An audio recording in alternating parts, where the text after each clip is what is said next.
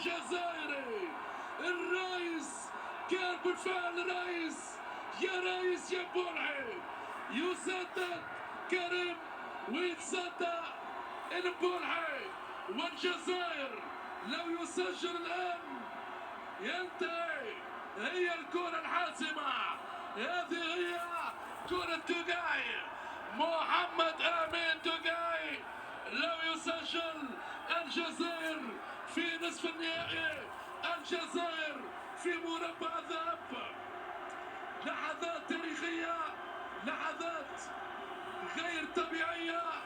محمد أمين توغاي مطالب بالتسجيل والانتظار، ومجد بوكرة ينهض. لحظة الحقيقة، هل سوف تتأهل الجزائر؟ نعم سوف تتأهل. توغاي يتقدم، توغاي جول رسميا.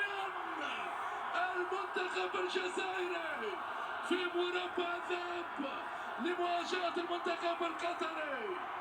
شكرا لتذكيركم تشجعوا فينا.